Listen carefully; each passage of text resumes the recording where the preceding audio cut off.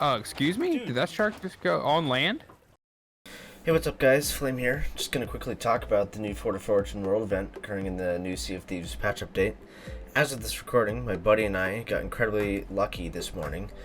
We didn't just find a server as soon as they went up, we also were able to find a Fort of Fortune to spawn within about 20 to 30 minutes of playing. This could very well have been one among like the first clears ever. Today I'll cover some of the basics, as I know many will have questions on how this fort works and how to get it to spawn. So just sit back, relax, and enjoy the video. Okay, so first things first. The Fort of Fortune is a naturally spawning world event, just like your Flameheart and Ashen Winds world events, so it cannot be activated by a player like the Fort of the Damned. It seems that the Fort of Fortune tends to spawn less frequently than the others previously mentioned. Nonetheless, when this fort does spawn into the world, a creepy siren will rip across the waves of the entire server, followed by the formation of a very, very angry skeleton.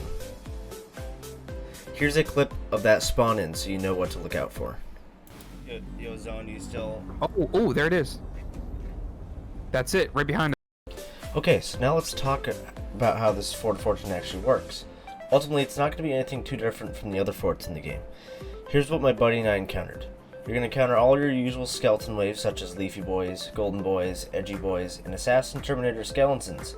No, like actually, these skellies can be no joke. They tend to be more aggressive and attack more frequently, so don't let your guard down. We seemed like we encountered a boss wave of 3 to 4 captains for each skeleton type mentioned previously. After that comes the fun part. All 3 skeleton lords from the normal skeleton forts spawn in at the same time. So yes, you are fighting not 1, not 2, but count them 3 bosses. Once we finished off the last skeleton lord, there was more in store for us. Insert Ashen Lord here. As the final boss, you fight one of the Ashen Lords from the Ashen Winds world events. They do all the same stuff, such as eating you off the island and raining balls of hell. Alright, and finally what everyone has been waiting for, the loot. Unfortunately, I did not get any footage of the vault of this fort, as we were being attacked by some rogue pirates. We had our alliance members deal with the loot while my buddy and I defended them and took care of the threat. After some consensus with the members of our alliance, this is what we got. All of your normal fort loot, such as bone dust, gems, stronghold chests, etc., etc. But we also got 1 chest of legends, 1 chest of rage, 1 Athena keg, 2 Athena skulls, 2 Athena cups, and 3 Athena crates. Rare really wasn't joking when they said, if you, quote, want to level up your Athena rank, you might want to indulge in this fort. I think my buddy and I netted somewhere around 150 to 200k gold from this, and we were not flying any emissary flags, so this could easily be higher with a grade 5 emissary flag. As I mentioned, my buddy and I were allianced with some other pirates, so that did make it quite a bit easier. I will say this fort will definitely take a decent amount of time and prep if you wanna